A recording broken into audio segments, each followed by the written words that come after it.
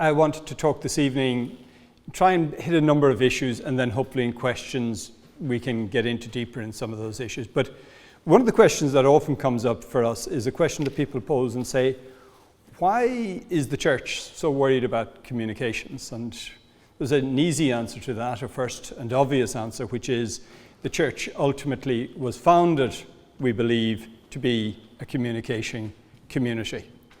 We believe the church was sent here, put here, to communicate the good news of the gospel. So communication is an integral part of who we are and what we're about, although occasionally we have to remind bishops of that and that they should be giving more priority to this as part of what they're doing. But globally, the church has very significant resources.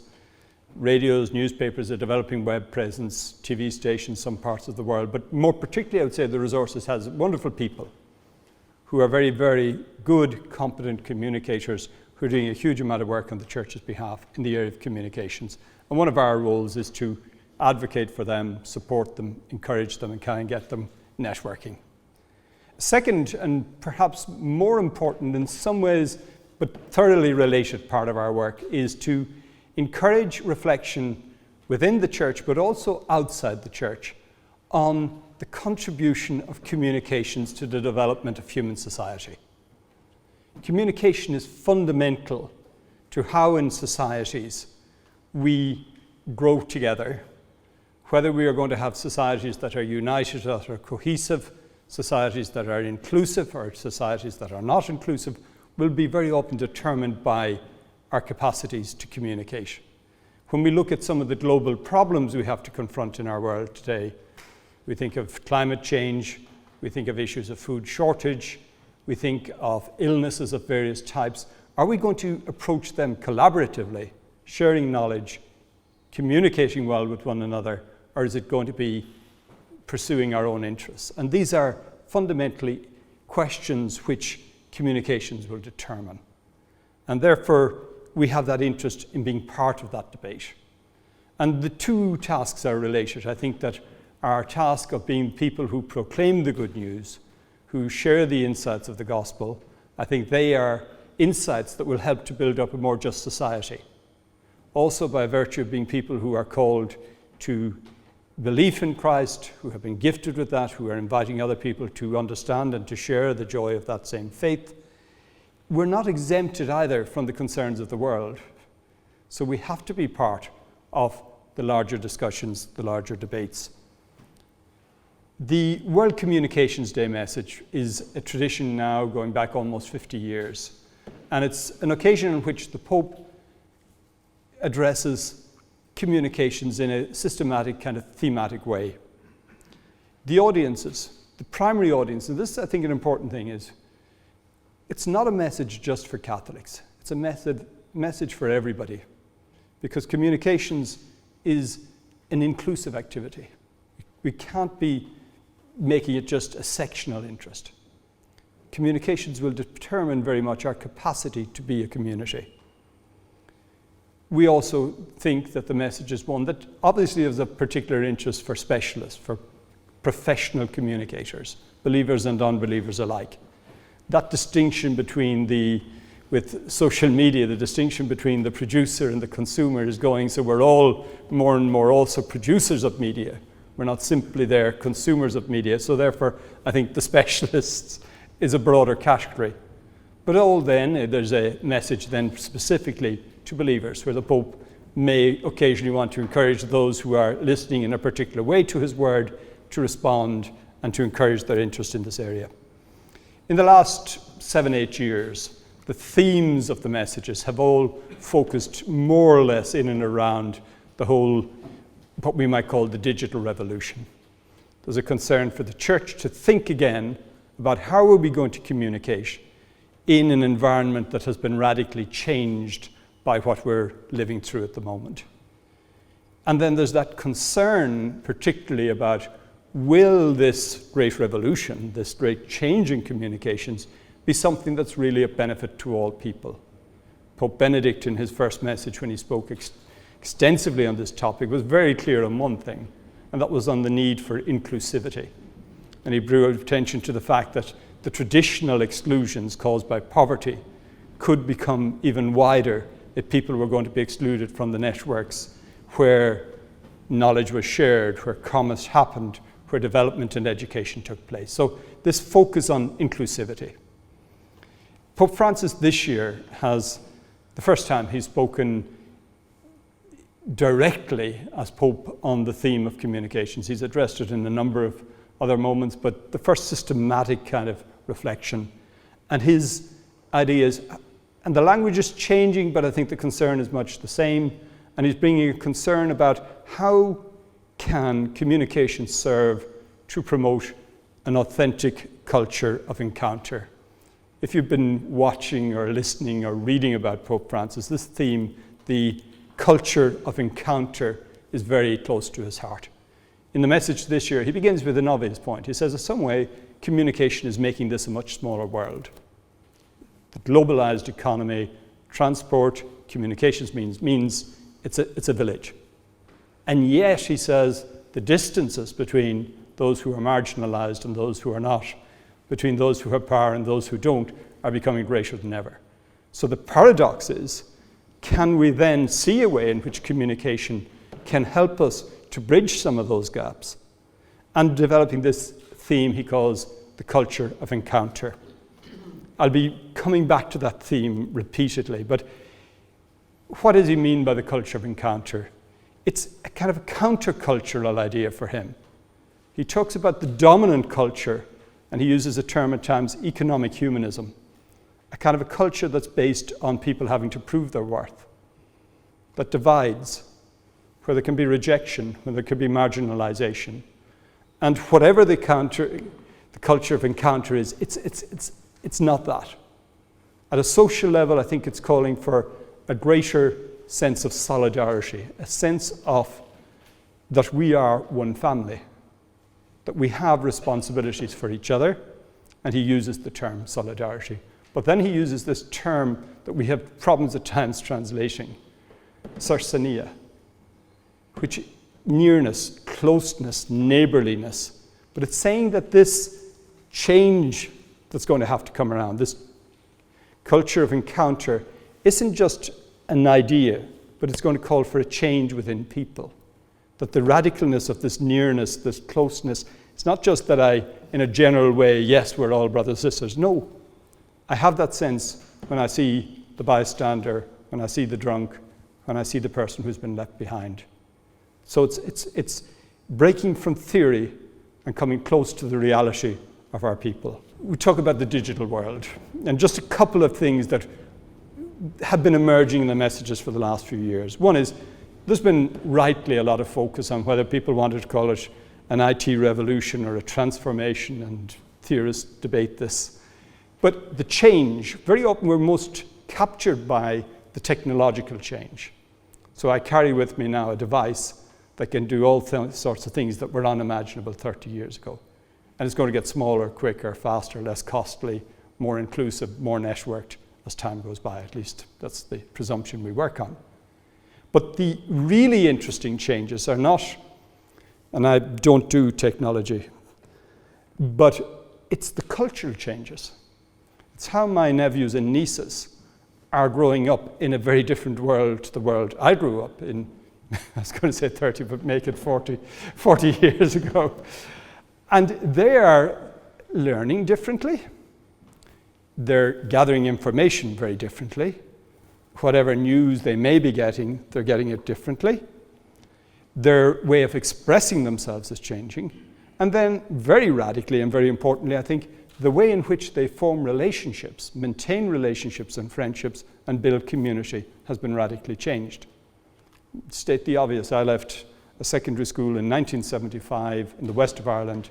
I have seen maybe 5 or 6 people out of a graduating year of 160. Nowadays, people are going to be connected. They're going to be networked. It's not all bad, necessarily, losing some of the people along the way. And that was one of the things, I must say, one of my first escapades into Facebook. I saw all these people who wanted to restart, and I was going, no. Anyway, enough. But this is the change. And the change is also something that's happening. The British government had a very interesting foresight report on identities, where they said, what's the big determination of identity for young people today? and they would argue it's a preliminary report, and that social media is perhaps even more important than religion, ethnicity, job or age in determining identity today.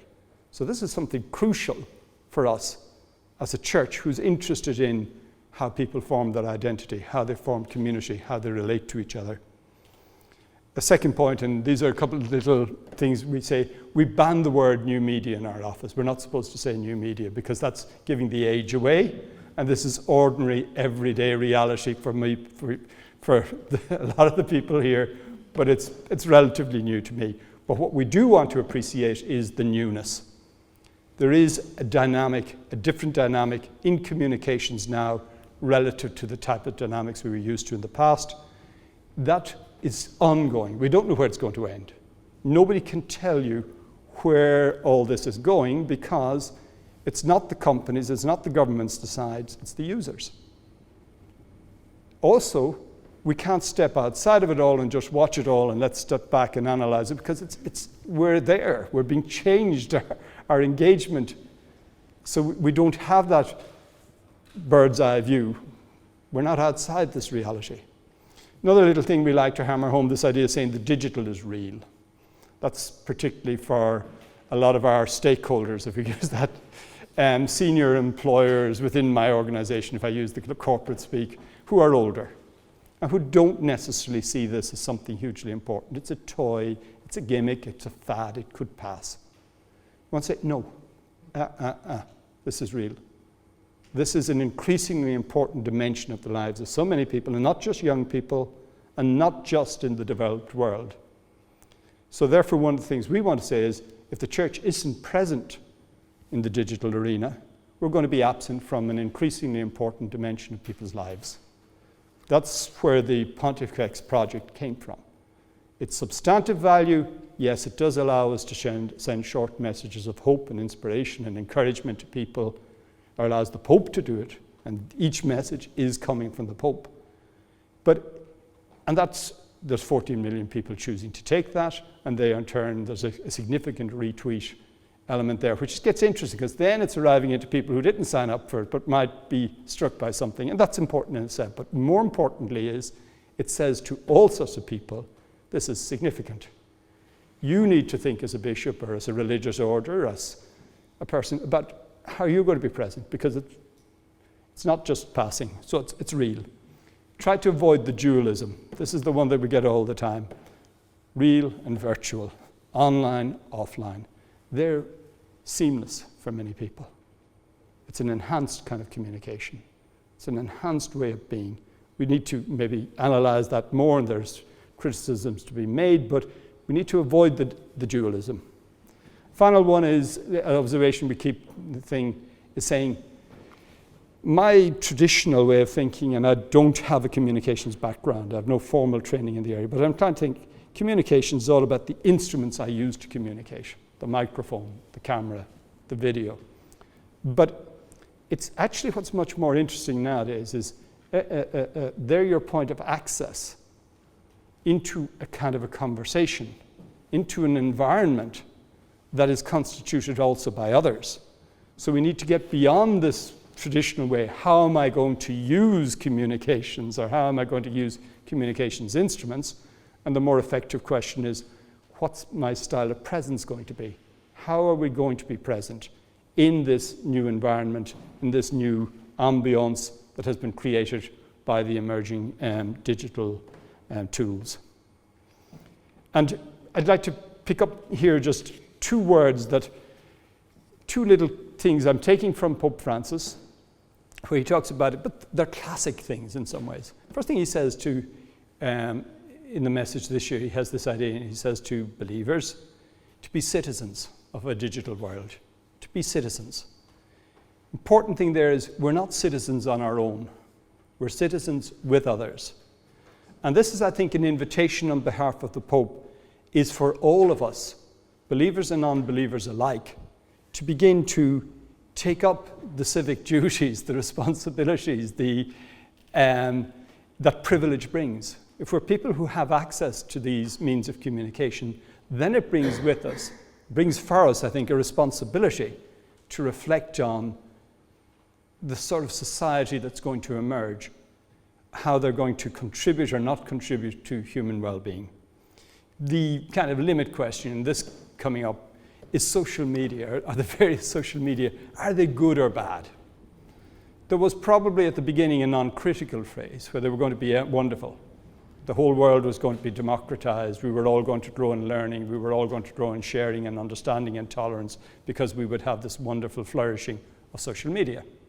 Now we're getting the kickback. So we're all going to become more stupid. We're going to become shallow. We're going to become isolated psychologically, where we're going to become asocial. Somewhere in there, I think, there's a happy balance. In terms of the choice of the popes, it's been interesting, and this was particularly Pope Benedict, was very strong. I remember the time in the background of his briefing in this, when he saw the level of knowledge that could be brought close to so many people. He was the one who came out with this term about 7, 8 years ago. He said, look, this is a gift for humanity. And in his message this year, Pope Francis says, it's a gift from God. So, are we being naive? Are we being a little bit? No. I mean, there's an awareness of, there's a downside in terms of the use some people will put social media to manipulate, to bully, to harass, to exploit. Yeah. There's the tone of a lot of social media that can be worrying. And then there are maybe more worrying people. Is there a fundamental addictive quality there sometimes? Let's not be naive, but let's also realize that the problem is not the technologies. And this is the thing that Pope Francis says this year. He says, look, communications is ultimately not a technological, but a human achievement. So how are we going to be part, not exclusively, but believers, how are we going to be part of an effort by the community, by other responsible users? And I don't want to sound like the adult in the playground. This is about how are we going to ensure that, yes, the communication will be good. One term, we've often heard the term user-generated content, but there's also user-generated culture. The culture of social media is in a sense determined by the people. It's the people who are present who will make that culture either good or bad. And that's one of the things when Pope Benedict goes on Twitter and there's immediately bang, bang, bang and all sorts of negative reactions and people saying you have to get out of it, you can't be there, that's not where the church should be. Okay, what are we doing then? We're leaving that space to the bullies and the trolls and the others. We want people of goodwill to be there, to humanize it for all of us. The question of agency comes in here. Very often, I know in my country, very often the government has to do something, or the international organizations. There's limits to what they can do, even where there is the goodwill. The companies have to do more. Again, let's also come back to the question of individual responsibility. The culture will be determined very significantly by individual choices, by people like you and me who are present in varying ways in social media. I would like to just quickly move here to an idea that I want to try. Okay, what does that responsibility look like? What are the kind of attitudes, values that we should have if we want to have a thoroughly social, in the truest sense of the word, media that builds up society and that helps individuals to flourish? Again, part of the idea is here, it's not about looking to somebody to impose rules, to come in with a new set of guidelines. It's actually more for us to see, can we articulate on the basis of what we believe this should be doing, and the basis of its potential for good, can we begin then to articulate some intrinsic values and intrinsic ethic? There was a great effort of this in probably before digital media had really emerged, by Honora O'Neill in the Wreath lectures about 9-10 years ago, where she talked about trust. And she said, look, media is fundamental for the functioning of democracy. If we can't trust media to do their work well, and I think the term was, we're going to poison the wells of public discourse. Because I can't make informed choices about politics, about commerce, about other things, if I'm not being fed honest, reliable, trustworthy information. So that's not anybody imposing, it's just saying it's not doing its job, it's not realizing its potential if it's not trustworthy. So I think, again, some of the values and attitudes that I think we need and that we have to hold ourselves to and invite other people to think about would be, if it's going to be social, there has to be respect.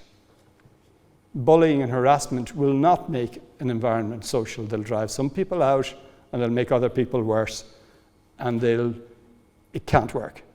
Honesty, objectivity, reasonableness.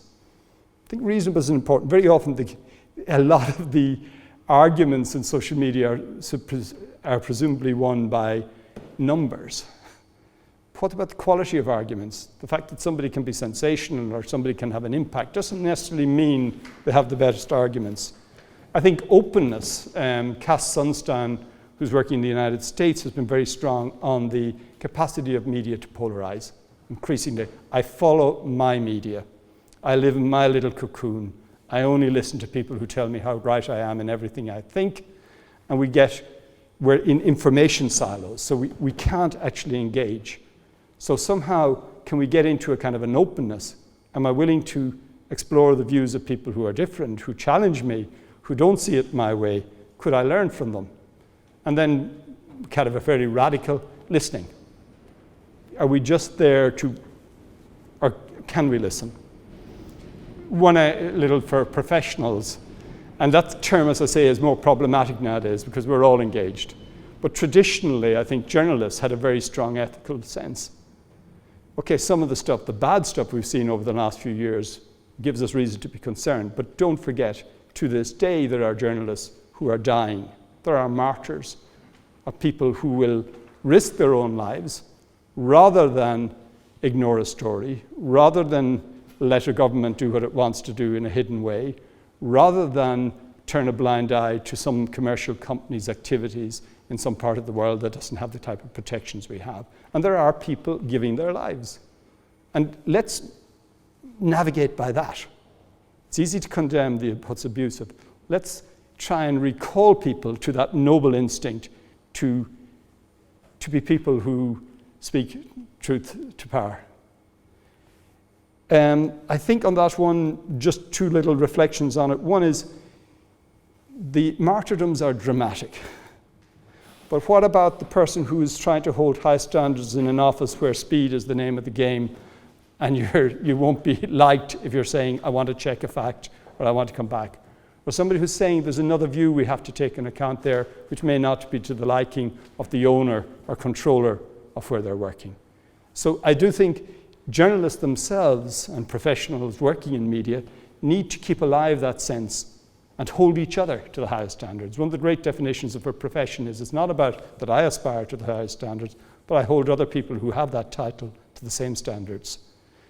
Pope Benedict, again, to a group of people who were working with in the formation of journalists, used a phrase, he said, bring up future journalists and help them to have a kind of methodological skepticism. Yeah, just ask the hard question. But don't ever let that become a kind of routine cynicism where everything is just dismissed. The culture of encounter in that one, I think, is again saying to us, if we want the inclusivity, if we want the debates to be meaningful, then we need this sense of, for me, part of the culture of encounter applied to communication is the other matters. The other person's views are important. The other person is not just a means or something I use to achieve my predetermined aims and ambitions. The other person is important. I give worth, I give value to the other person. The term relationships, which is a term that had been used before, relationships can be ambiguous. Some are good, some are not good. But the encounter is to meet the other person, to value the other person for who he or she is, to allow them to become themselves, rather than simply to want them to fit my pattern, my plan, my ideas. And therefore, at the host of this, and it's explored at depth by the Pope, is this idea of dialogue. And that dialogue is about listening with sympathy, with a desire to understand, so I can learn about the other. So I learn about his or her arguments, I learn about his or her concerns, and then I can share my own, but I share my own meaningfully because I have listened. I may come to appreciate my own better sometimes by listening to another person. But one of the things I think we have to watch is dialogue is not a tactic. There's all sorts of companies that are fantastic at engagement online and media engagement, but are they really interested? One thing is dialogue. And I think for Christians, for believers, but not just for believers, but for believers in a particular way, our authenticity, the credibility of the kind of views we express of our faith will be demonstrated by our behavior. Are we really interested? Are we just pushing? Are we another company with a product to sell? Or actually, are we interested in people? Or are they there just as kind of fodder for our ecclesial imperialistic ambitions? I don't think. But are we genuinely interested in the person? Or are we just trying to, like so many others in this space, sell something? And that's a bit rough, but I think you might know what I have there. I realized, yes, believers. This is part of a more specific thing is, again, as believers, we can talk about a shared task. Believers, not on their own, but in common with others, have this, I think, a responsibility for the culture, for the strength of the social media environment. One term that was used by Pope Benedict that can be problematic, but I think it could also be a very rich one, is he talked about giving a soul to the internet. That doesn't mean believers are the soul, that we're the only people with an interest in the deeper questions, in the limit questions, in the questions of ultimate value.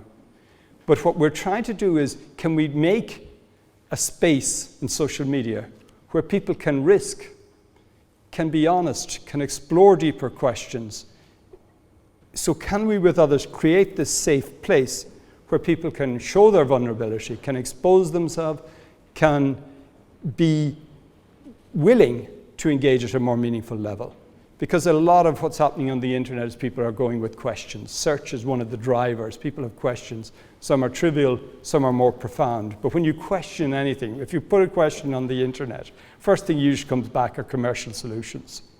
Somebody's selling you a product, an idea, a methodology, an ideology, a vision. No. Are they willing to listen to your question?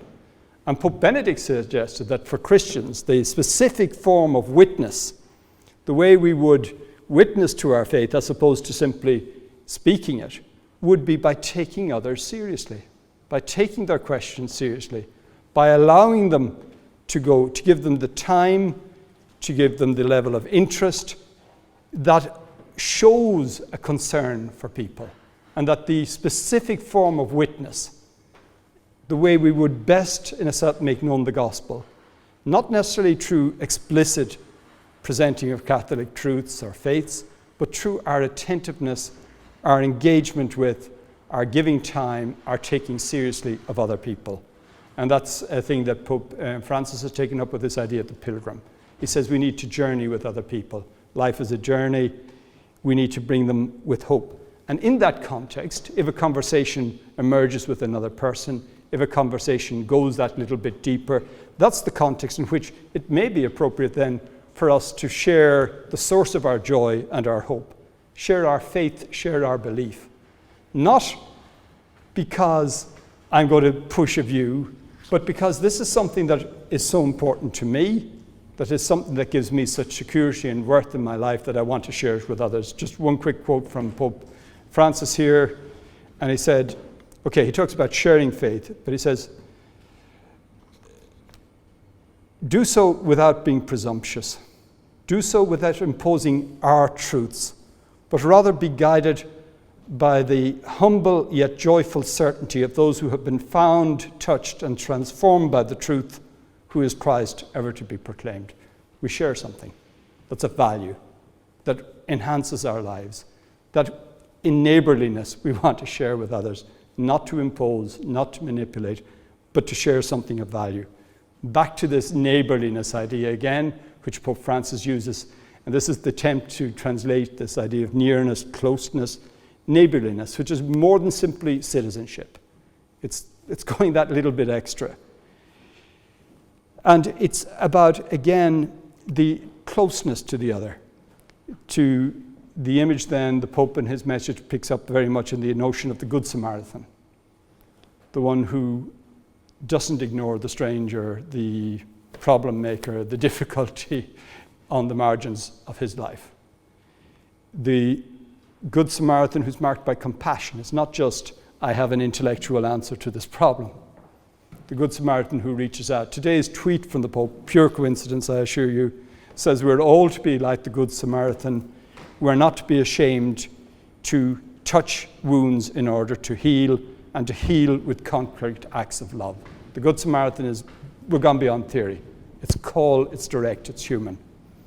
And I think important one for us here, Pope is clearly saying to the Christians, to the believers or to anybody who wants to listen to him, we should be imitating the Good Samaritan. But I think he's also saying we should be able to recognize the Good Samaritan, because the Good Samaritan was the non-licensed outsider who didn't belong to the religious community, who did the right thing. And it's our capacity to see and understand the goodness, the value, the worth, the contributions of others who maybe don't share a lot of our presuppositions or who we mightn't normally like. Part of the power of the Good Samaritan is it's the unexpected outsider who does the meaningful and proper thing. So I'm going to move very quickly now. I'll take about 5 minutes. I'm moving into stuff that's maybe more familiar to some of you, but one thing here is about a particular challenge for the churches.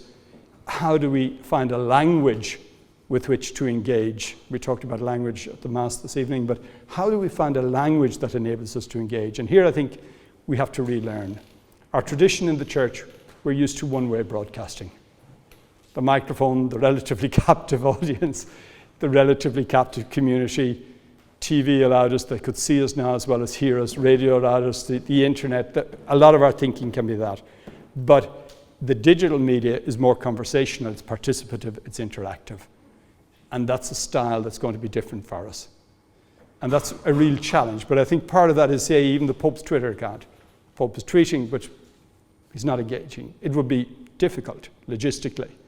But can other people within the church take the responses that are coming in, look at the kind of questions people are asking, and engage with that meaningful, so that we do get a church that's interactive, that's participative, and that actually is a good model of the church, because the church isn't just the Pope in Rome.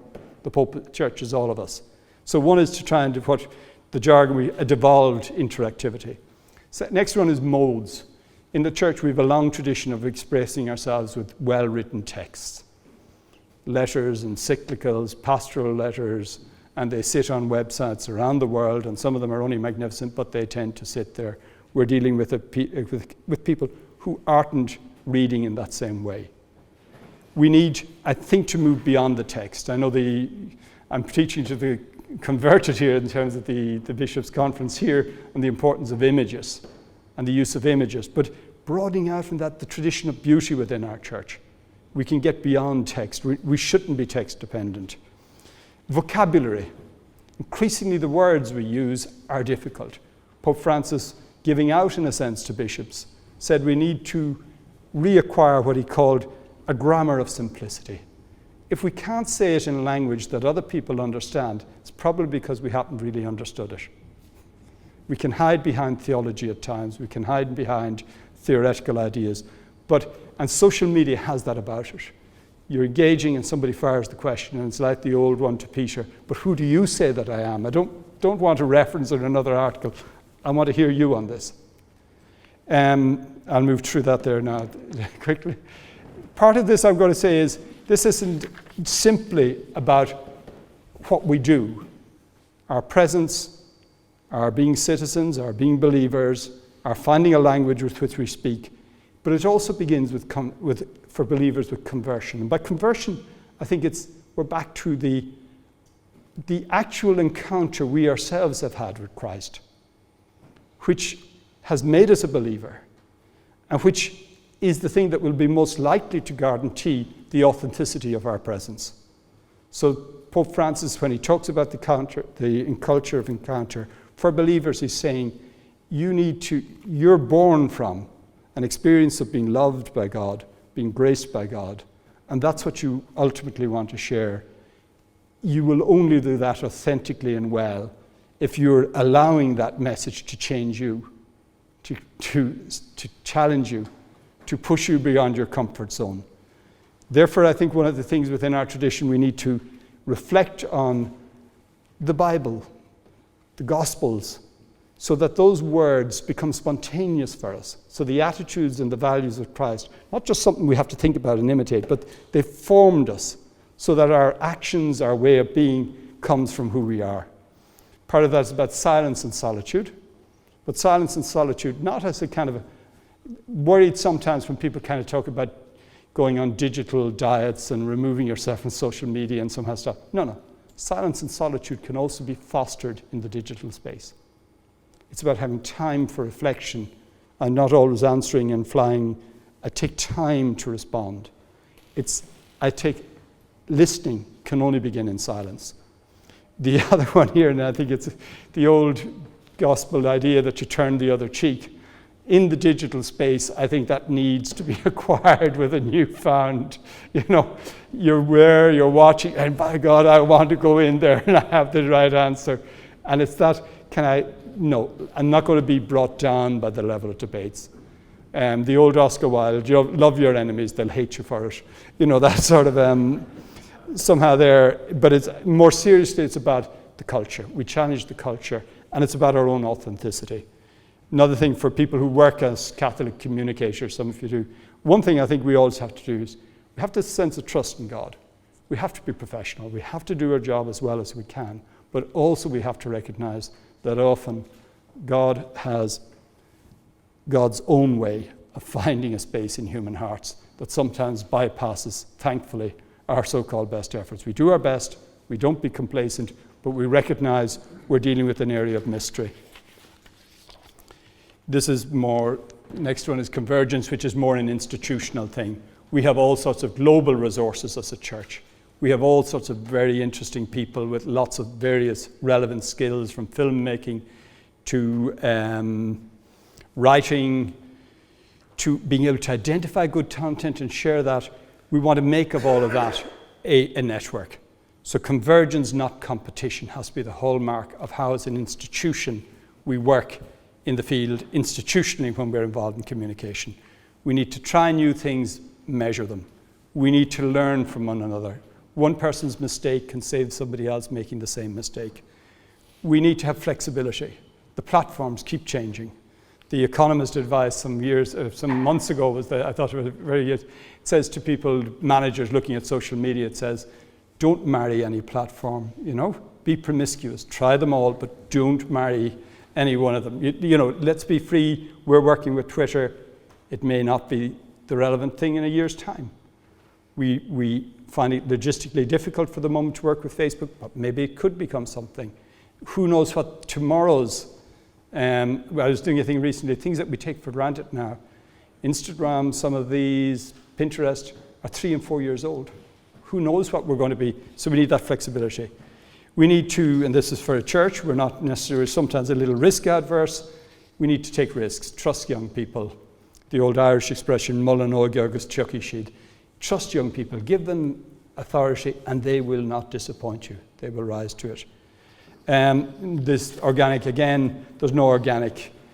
It has to be organic. We can't have a master or a guru who's going to come in and tell us what we should do.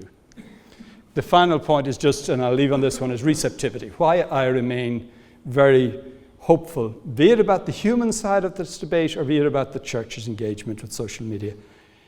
The thing that I found most interesting, I was reading an article and I was watching, they were talking about what are the drivers, what are the things that have made the big social media companies, what are the human emotions that have driven their success. Connectivity. People want connections with others. Facebook. People are searching. Google, Wikipedia, they're looking for information, they're looking for answers. People play, they want something playful. YouTube, that's at least my use of YouTube. Netflix. People are sharing, and this is a huge thing. People want to share photographs, share images, share their ideas, but more significantly, people are sharing their skills and their abilities, and they're moving away from the old idea of copyright and from the idea of companies owning technologies. And there's a noble instinct of people to want to contribute. So we get software programs being developed by people which are then free. we have this desire to follow the Twitter phenomenon, looking for guidance, looking for people. What I want to suggest is, humanly, there's a need here, I think, for an engagement with that. These, for me, are hugely significant and positive, that these are the fundamental values that are driving people. These are positive. Can we engage with them and bring out and accentuate the positive so that that whole desire for connection becomes friendship, authentic, full friendship, which isn't something you can measure. It's not about numbers. So can we ensure that that desire that people have for connectivity won't be somehow short-circuited into 457 friends, but that we can not try to belittle that, but let's re-achieve the sense of what a particular grace, blessing, whatever term you like to use, privilege, a true friend is. Truth, we're searching, but some answers are more dependable, are more verified, are more vindicated than others. It's not all just a matter of opinion. The playfulness, can it bring us into the realm of beauty? Can entertainment bring us into the kind of entertainment, the kind of play that liberates us and sets us free and nobilizes us and energizes us? The sharing, can that become self-giving? Because a lot of our sharing is a little bit exhibitionist. It's me showing off and my wonderful, but can that actually become the truer and ultimately very ennobling human experience of actually being able to help and make a difference to another person? And then this openness, where the following can be the closed little sector. I follow those, I know they're not going to surprise me. But can we broaden beyond that? And part of my instinct here is, I think that's in the human heart. We're wired for these activities. Maybe as a church there's a time we can look at it, there is a necessity to critique false gods. The wealth, the power, the fame are still the drivers, if we allow them to be. But we do that gently, speaking truth in love. The religious dimension, I think, the more I see the desire in people for human connectivity, the more I come back to Augustine's idea, only with God will my soul be at rest. That ultimate nostalgia, yearning, desire for community, desire to be loved, desire to be appreciated, is in our Catholic tradition, and not just our Catholic tradition, but in many religious traditions, is the beginning of something that can open a person towards an encounter with the God who loves unconditionally. And then the final part of this, and I'll leave on this one, is respect. What happens between an individual and his or her encounter with mystery, with God, is very privileged terrain. No manipulation. We have to respect it. This Pope Francis to us, our council meeting last year, said, no manipulation, no engineering. Allow people the dignity of that encounter with God, trusting human nature and trusting God. Okay, thank you.